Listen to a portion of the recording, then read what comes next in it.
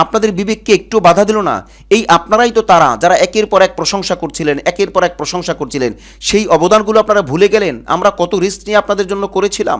এরপরেও আপনারা আবার অকথ্য ভাষায় গালিগালাজ করতেছেন, যা তা অবাঞ্ছিত শব্দ বলতেছেন, দালাল বলতেছেন, বিভিন্ন রকমের ভিউ ব্যবসায়ী বলতেছেন, আরও যা যা শব্দ বলতেছেন, এগুলি বস্তির ছেলেরাও বলে না, বা বস্তির ছেলেদেরও বলতে একটু বিবেকে বাদ বেজে না কাকে বলছি কথাগুলো। এই তারা এতটুকু বিবেক করবে, কিন্তু আপনারা সেই বিবেকটাও করছেন না। দেখুন, আপনারা যদি এই হটকারী সিদ্ধান্ত না করতেন, তাহলে কিন্তু আপনাদের 5 দিনের জোরও করা সম্ভব হতো, আর ইজতেমাও করা সম্ভব হতো। এখন কি হলো? আপনাদের জোরও গেল, ইজতেমাও গেল। আমি বলছি না আপনারা খুন করছেন, কিন্তু আপনাদের যাবার দ্বারা যে খুন হয়েছে এর ডকুমেন্ট ফেস দ্য পিপলে রয়েছে। এর ডকুমেন্ট যখন জনাব সাইফুর সাগর সাহেব একের পর এক প্রশ্ন করছিলেন, তখন কিন্তু আপনাদের ঘরানার আলেম মুফতি মুয়াজ বিন নূর সাহেব জবাব দিতে পারেননি। আপনারা প্রশ্নবিদ্ধ হয়েছেন মিডিয়ায়, কারণ আগামীকালকে মিটিং, সেই মিটিং পেন্ডিং রেখে আপনি আজ রাতেই সেখানে ঢুকতে যান। আপনি যাওয়ার দ্বারা যে মারামারি হয়েছে, আপনি যাওয়ার দ্বারা যে খুনাখুনি হয়েছে, এটা তো আপনি কোনোভাবেই অস্বীকার করতে পারবেন না। এটা আমরা লিখে দিতে পারবো, এবং এটা মিডিয়া ভর্তি ডকুমেন্ট রয়েছে। আসসালামু আলাইকুম ওয়া রাহমাতুল্লাহ। নাহমাদুহু ওয়া নুসাল্লি আলা রাসূলিহিল কারীম, আম্মা বাদ। সুপ্রিয় দর্শক শ্রোতা, দেশ ও প্রবাসে, কাছে ও দূরে, যে যেখান থেকেই আমাদেরকে দেখছেন ও শুনছেন, সকলকে আন্তরিক মোবারকবাদ জানাচ্ছি। আমি ইউসুফ মাহমুদি, এবং আপনাদের প্রত্যেককেই আমন্ত্রণ জানাচ্ছি আমাদের আজকের এই বিশেষ ভিডিও বার্তা অনুষ্ঠানে। বন্ধুরা, আজ আমরা কথা বলবো টঙ্গী ট্র্যাজেডি করে ইতাতিরা নিজেরাও ডুবছে এবং আখলাক টিভিকেও ডুবাইছে, কিন্তু কেন, কিভাবে? চলুন আমরা মূল আলোচনাটা বোঝার চেষ্টা করি। বন্ধুরা, এই আলোচনাটা আপনার হাতে যদি সময় না থাকে, তাহলে আপনি ইগনোর করতে পারেন, আপনি না শুনেই রেখে দিতে পারেন, অথবা এটাকে স্কিপ করে চলে যেতে পারেন। কিন্তু যদি আপনার হাতে সময় থাকে, অথবা আপনি যদি প্রয়োজন মনে করেন, তাহলে সময় করে পুরোটা আলোচনা আপনি একবার নয় বারবার শুনবেন, যাতে করে আপনি বিষয়টাকে বুঝতে পারেন। যদি আপনি বিষয়টাকে বুঝতে না পারেন, তাহলে কোনো অবস্থাতেই এই আলোচনা থেকে আপনি লাভবান হতে পারবেন না, বরং এই আলোচনা থেকে কিছু শব্দমালা নিয়ে আপনি আরও ফাসাদ করবেন, অথবা মানুষকে বিব্রত করবেন। আল্লাহ মাফ করুন। এজন্য দয়া করে সবাই পুরাটা শুনবেন, তাহলে ইনশাল্লাহ আমাদের আবেগ, আমাদের আবেদন, আমাদের অ্যানালাইজ বিষয়টা আপনি বুঝতে পারবেন। একটা বিষয় খেয়াল করবেন যে আমরা কিন্তু অত্যন্ত কঠিন একটা শিরোনাম বলেছি, যে টঙ্গী ট্র্যাজেডি করে ইতাতিরা নিজেরাও ডুবছে এবং আখলাক টিভিকেও ডুবাইছে, কিন্তু কিভাবে? এই বিষয়টা বোঝার জন্য মোটামুটি মানুষের পরিচয় আপনার জানা প্রয়োজন। দেখবেন প্রত্যেকটা সমাজের মধ্যেই বিবেকওয়ালা মানুষ আছেন, আবার কম বিবেকওয়ালা মানুষও আছেন, আবার বিবেকহীন মানুষও আছেন। অর্থাৎ বিবেকের কোনো কাজই করে না, তো বিবেকহীন মানুষ এই টাইপের। তো এই ক্ষেত্রে আপনি যদি পুরা সেক্টরটাকে ভাগ করেন, যেটা শুধু ইতাতি সমাজে না, সকল সমাজে, আপনার আমার আমাদের সকল সমাজেই এই ভাগটা আছে, সেটা হলো বিবেকওয়ালা মানুষ এবং বাস্তবতার গভীরতাকেও বোঝে। এটা হলো প্রথম শ্রেণী, আমরা যেটা অ্যানালাইজ করেছি। এবং আরেকটা শ্রেণী হলো বিবেকওয়ালা কিন্তু বাস্তবতার গভীরতাকে বুঝতে চায় না। আমরা 3 নম্বর শ্রেণী যদি বলি, তাহলে বলবো এরকম যে বিবেক কম কিন্তু বাস্তবতার গভীরতাকে বোঝে। 4 নম্বর শ্রেণী এমন যারা বিবেকও কম, আবার বাস্তবতার গভীরতাকেও বুঝতে চায় না। তো এই শ্রেণীর মানুষরাই সবচেয়ে বেশি ফাসাদ করে, সবচেয়ে বেশি দ্বন্দ্ব করে, এবং প্রশ্ন উঠায়া নিজেরাও কষ্ট পায়, অন্যদেরকেও কষ্ট দেয়। তো এই শ্রেণী বিন্যাসের ব্যাপারে আমরা সবাই একটু খেয়াল করব, বোঝার চেষ্টা করব। এটা কাউকে অপবাদ দেওয়া না, বা কাহার উপরে কোনো অভিযোগ না, জাস্ট বোঝার জন্য বিষয়টা, যে আসলে আমাদের জ্ঞানের পরিধি কেমন, আর আমরা কেমন কর্ম করতেছি, আমাদের দ্বারা দাওয়াতি কাজে কি ফায়দা হচ্ছে, কি ক্ষতি হচ্ছে, এই বিষয়গুলো জানা প্রয়োজন। 4টা ব্যাপার, তো 4টা ব্যাপার আপনার মাথায় রাখতে হবে। বিবেকওয়ালা মানুষ এবং বাস্তবতার গভীরতাকেও বোঝেন, এরা হলো সমাজের প্রথম শ্রেণীর মানুষ আমরা ধরতে পারি। আর এক শ্রেণী হলো বিবেকওয়ালা কিন্তু বাস্তবতার গভীরতাকে বুঝতে চায় না, এটা আমরা দ্বিতীয় শ্রেণী ধরতে পারি। আমরা তৃতীয় শ্রেণীতে রাখতে পারি বিবেক কম কিন্তু বাস্তবতার গভীরতাকে বোঝার চেষ্টা করেন, এবং চতুর্থ শ্রেণীতে আমরা ধরতে পারি বিবেকও কম, বাস্তবতার গভীরতাকেও বুঝতে চায় না।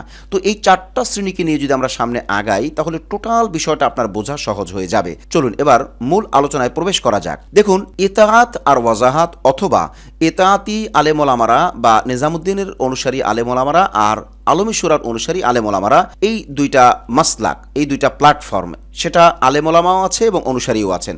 তো এই দুইটা প্ল্যাটফর্মের মধ্যে আখলাক টিভি বেশ প্রায় 2 মাস প্লাস মাইনাস 2 থেকে 2.5 মাস বা 3 মাস যাবৎ আখলাক টিভি বিভিন্ন রকমের চেষ্টা কসরত করে যাচ্ছে, যে দুইটা গ্রুপকে কিভাবে মেলানো যায়, অন্তত মাঠ পর্যায়ে হলেও। কারণ এক গ্রুপের মানুষ আর এক গ্রুপের মানুষদেরকে কাফের, মুশরিক, মুরতাদ পর্যন্ত বলে দিচ্ছে, যা কোনোভাবেই কাম্য নয়। এক্ষেত্রে কাম্য নয় তো দূরের কথা, বরং ক্ষেত্রবিশেষ নিজেই আরেকজনকে কাফের বলে নিজে কাফের হয়ে যাচ্ছে। কারণ যাকে কাফের বলা হচ্ছে সে যদি কাফের না হয় তাহলে এই কাফের তার দিকে ফিরে আসবে। তো সেই ক্ষেত্রে মানে ফাসাদ কতটা গভীরে গিয়েছে যেটা আখলাক টিভি কিছুটা হলেও অ্যানালাইজ করতে পারার দরুন আখলাক টিভি বিবেকের দায়বদ্ধতা থেকে মুসলিম উম্মাহর কল্যাণে এবং উম্মাহ দরদি হয়েই কিন্তু এই দায়িত্ব মাথায় নিয়েছিল, যে কারণে প্রায় 2 মাস থেকে 3 মাস যাবৎ আখলাক টিভি নিরলসভাবে চেষ্টা করে যাচ্ছে। প্রথমেই আমরা ইতাআতি ভাইদেরকে বিনয়ের সাথে বলবো, দেখুন এই 7 বছর যাবৎ অর্থাৎ 2018 থেকে শুরু করে এই পর্যন্ত আপনারা কোনো প্ল্যাটফর্মে কি কওমি আলেমদের সাথে বসতে পেরেছেন? না, আপনারা বসতে পারেননি, বসার সুযোগও পাননি।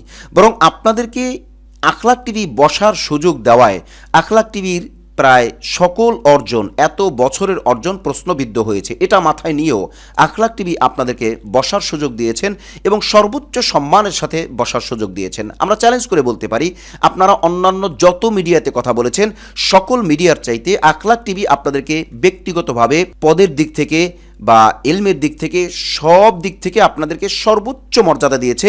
এবং আপনাদেরকে কেন এত বেশি মর্যাদা দেওয়া হয়েছে এজন্য আমরা প্রশ্নবিদ্ধ হয়েছি বারবার। প্রশ্ন হলো, আপনাদেরকে আখলাক টিভি এত রিস্ক নিয়ে সুযোগ দেওয়ার পরেও আপনারা আখলাক টিভির সকল অর্জনকে ধ্বংস করে দিলেন, প্রশ্নবিদ্ধ করলেন। কিন্তু কিভাবে করছেন চলুন একটু বোঝার চেষ্টা করেন। আসলে 17ই ডিসেম্বর দিবাগত রাতে টঙ্গীর ময়দানে ইতাআতি অংশ আপনাদের মাঠে প্রবেশ করার চেষ্টা করাটা সম্পূর্ণ ভুল ছিল এবং হটকারী সিদ্ধান্ত ছিল। আপনাদের এই হটকারী সিদ্ধান্তের কারণে আপনারা নিজেরাও ডুবলেন আর আখলাক টিভিকেও ডুবাইলেন। আমি বলছি না আপনারা খুন করছেন, কিন্তু আপনাদের যাবার দ্বারা যে খুন হয়েছে এর ডকুমেন্ট ফেস দ্য পিপলে রয়েছে। এর ডকুমেন্ট যখন জনাব সাইফুর সাগর সাহেব একের পর এক প্রশ্ন করছিলেন তখন কিন্তু আপনাদের ঘরানার আলেম মুফতি মুয়াজ বিন নূর সাহেব জবাব দিতে পারেননি। আপনারা প্রশ্নবিদ্ধ হয়েছেন মিডিয়ায়। বাকি আইনে ফায়সালা হবে কারা খুন করেছে কারা করেনি। আমরা কিন্তু খুনি বলছি না, আমরা বলছি আপনাদের যাবার দরুন, আপনাদের হটকারী সিদ্ধান্ত করার দরুন। কারণ আগামীকালকে মিটিং, সেই মিটিং পেন্ডিং রেখে আপনি আজ রাতেই সেখানে ঢুকতে যান। আপনি যাওয়ার দ্বারা যে মারামারি হয়েছে, আপনি যাওয়ার দ্বারা যে খুনাখুনি হয়েছে, এটা তো আপনি কোনোভাবেই অস্বীকার করতে পারবেন না। এটা আমরা লিখে দিতে পারবো এবং এটা মিডিয়ায় ভর্তি ডকুমেন্ট রয়েছে। অতএব আপনাদের এই হটকারী সিদ্ধান্তের কারণে আপনারাও ডুবলেন আর আমাদেরকেও ডুবাইলেন। তার মানে এখানে যে খুন খারাপি হয়েছে এর দায় তো আপনারা এড়াইতে পারবেন না। তো আমাদেরকে ডুবাইলেন কিভাবে এই হিসাব আমরা একটু পরে দেই, কিন্তু আপনারা ডুবলেন কিভাবে? দেখুন, আপনারা যদি এই হটকারী সিদ্ধান্ত না করতেন তাহলে কিন্তু আপনাদের 5 দিনের জোরও করা সম্ভব হতো আর ইজতেমাও করা সম্ভব হতো। চলুন আমরা আরেকটু সামনে আগাই। এখন কি হলো, আপনাদের জোরও গেল, ইজতেমাও গেল সম্ভাব্য। এমনকি আপনারা আর মাজা সোজা করে আগের জায়গায় আসতে পারবেন কিনা বা কতদিন লাগবে আসতে, এটাও সন্দেহের ব্যাপার বা এটাও প্রশ্নবিদ্ধের ব্যাপার বা অনিশ্চয়তার ব্যাপার বলা চলে।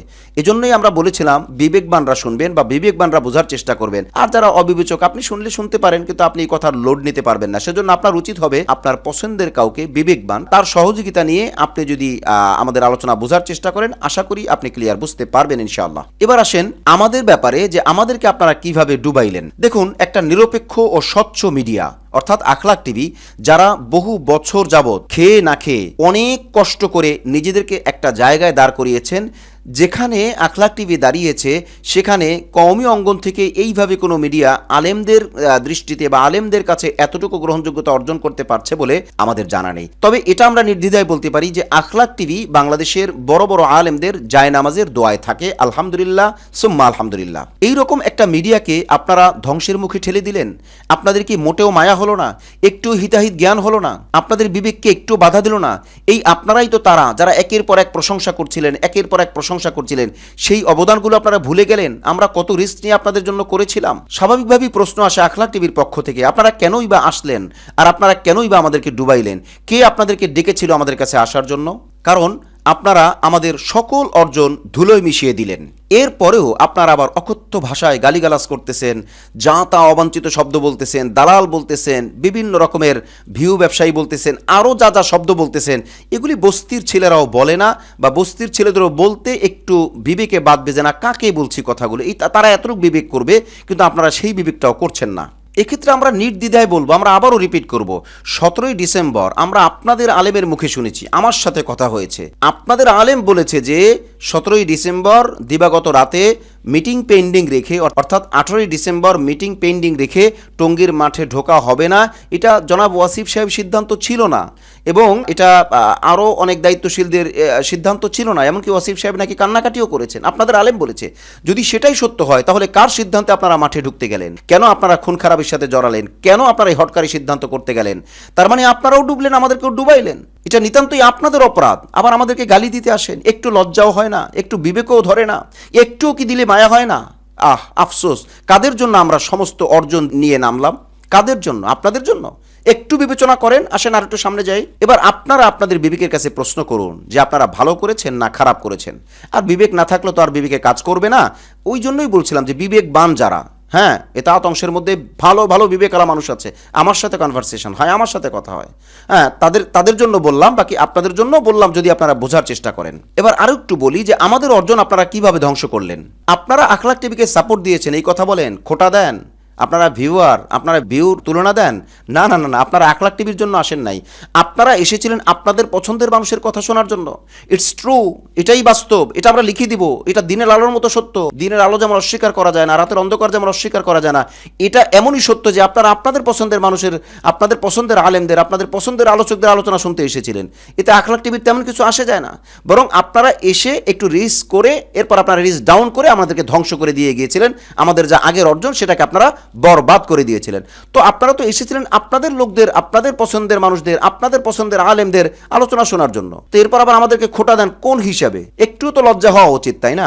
স্বাভাবিকভাবেই এটা যদি আপনার কাছে বিশ্বাস না হয়, এটার জন্য যদি দলিল চান, তাহলে তো আমি বলবো আপনারা যদি আমাদেরকেই সাপোর্ট দিতে আসতেন তাহলে আপনারা এখন কেন দৌড়াইলেন? আপনারা এখন কেন পালাইলেন? আপনারা থাকতেন, কথাবার্তা শুনতেন, কমেন্ট করতেন, গঠনমূলক কমেন্ট করতেন, বিরোধিতা করতেন, দেখতেন। আখলাক টিভি থেকে তো কখনো কাউকে একটা গালি শব্দ দেওয়া হয় না, একটা কষ্টদায়ক শব্দও বলা হয় না। তাহলে আপনারা কেন ভাগলেন? এসেছিলেন আপনাদের লোকদের জন্য, অতএব আপনারা আবার আমাদেরকে দোষারোপ করেন আমরা সাপোর্ট না দিলে এই হবে না, সেই হবে না, আসছিলাম, এই করছিলাম, সেই করছিলাম, বয়কট আখলাক টিভি বা আখলাক টিভি। What's this? দেখুন, আমরা অনেক জুলুম, আপনাদের লোকদের থেকে অনেক জুলুম সহ্য করার পর আমরা মুখ খুলতে বাধ্য হয়েছি। অন্যথায় আমরা এইভাবে কথা বলতাম না। আমরা সাধারণত এরকম বলি না। শুধুমাত্র আমাদের সকল অর্জন, এত বছরের অর্জন ধূলিসাৎ হয়ে যাবার দরুন আমরা বলতে বাধ্য হচ্ছি যে আপনারা কতটা অবিবেচক, আর আপনারা কতটা জুলুম আমাদের উপরে করলেন, আপনারা কতটা আমাদেরকে ডুবাইলেন। তবে এটা ঠিক, আপনাদের মধ্যেও বেশ কিছু বিবেকবান মানুষ আছেন যারা আমাদেরকে ফোনেও সান্ত্বনা দেন, যারা আমাদেরকে বিভিন্নভাবে সান্ত্বনা দেন, এখনও আছেন, এখনও সংখ্যায় কম কিন্তু এখনও আছেন তারা। অতএব আমাদের এই কথাগুলো কিন্তু বিবেকবানদের বোঝার জন্য, আর অবিবেচকদের হেদায়েতের জন্য, অথবা তাদের কিছু বুঝ হবার জন্য। আবার প্যাস লাগায়েন না, এই হেদায়েত আল্লাহর পক্ষ থেকে যে হেদায়েত, সেই হেদায়েতের কথা বলি নাই। এই হেদায়েত পরিভাষার হেদায়েত, এটাও বুঝতে হবে, কারণ প্যাস তো লাগাইতেই থাকবেন জানি। আর আপনারা কি পরিমাণ জুলুম আর নির্যাতন করেছেন তা কমেন্ট সেকশনে প্রমাণ আছে, এবং রিচ আপ ডাউনের প্রমাণ আছে। অতএব এটা আর আমার দলিল দিয়ে বলতে হবে না। আমার বুঝে আসে না আপনারা আর কত ক্ষতি করলে, আখলাক টিভিকে আর কত গালি দিলে, আখলাক টিভিকে আর কত পচাইলে আপনাদের কলিজা শান্ত হবে, আমার বুঝে আসে না। এবার আসি আপনাদের হটকারী সিদ্ধান্ত। এই যে বারবার রিপিট করেছি, দাবি করেছি যে আপনারা হটকারী সিদ্ধান্তের মধ্যে ছিলেন, সেইটার একটু হিসাব মিলাই দিই। এটা পরিষ্কার যে আপনারা ওই রাতে যদি টঙ্গীর মাঠে গিয়ে যে ঝামেলাটা করছেন, আপনাদের যাওয়ার দ্বারা যে ঝামেলাটা হয়েছে, যদি আপনারা না যাইতেন আর এই ঝামেলাটা আপনারা না করতেন, তাহলে নির্ঘাত আপনারা 5 দিনের জোর করতে পারতেন। এটা আপনাদের লোকের স্বীকৃতি, আপনাদের লোকের মুখের স্বীকৃতি। আর আমি তো এটা স্পষ্ট দেখতে পাইতেছি, আমার কাছে মনে হয় যে আমি দেখতে পাইতেছি। নাম্বার 1, আপনারা 5 দিনের জোর করতে পারতেন, এবং পরিস্থিতি এতটাই শান্ত হতো, এতটাই কাছাকাছি আসতো যে আপনাদের ইজতেমা করতেও কোনো বাধা ছিল না, কারণ ইজতেমার অনুমতি তো আগে থেকেই আছে। তো ইজতেমার জোর যখন আপনারা করতে পারতেন, তখন কি হতো জানেন? আস্তে আস্তে দূরত্বটা কমে যেত, আস্তে আস্তে দূরত্বটা কমে যেত। আপনাদের আলেমরা আর আলমী শুরার আলেমরা একসাথে যখন বসতে পারতেন, আমার বিশ্বাস আপনাদের আলেমদের মধ্যে, আমার এখানে তো অনেকেই কথা বলেছেন, অনেকের সাথে আমি ব্যক্তিগতভাবে কথা বলে দেখেছি যে আলহামদুলিল্লাহ তারা যথেষ্ট ভালো মানসিকতা লালন করেন। অতএব আপনাদের আলেমরা আর আলমী শুরার আলেমরা যদি এক টেবিলে বসতে পারতেন, সেটা বারবার হোক, মাসের পর মাস হোক, সপ্তাহের পর সপ্তাহ হোক, তারপরও একটা ভালো সুরাহা হইতো, এটা আমার দিল কেন যেন সায় দেয়। এক্ষেত্রে কি হতো? 5 দিনের জোর হতো, কি হতো? ইজতেমা হতো, কি হতো? আম জনতার সাথে আপনাদের যে দূরত্ব, এটা কমে যেত। তাবলিগের উভয় পক্ষের সাথী ভাইদের যে দূরত্ব, এগুলো কমে যেত। তখন কি হতো? তখন যারা রাগে আছেন, বিশেষ করে আলমী শুরার অংশ, তারাও কিন্তু রাগ কমাইতে বাধ্য হতেন।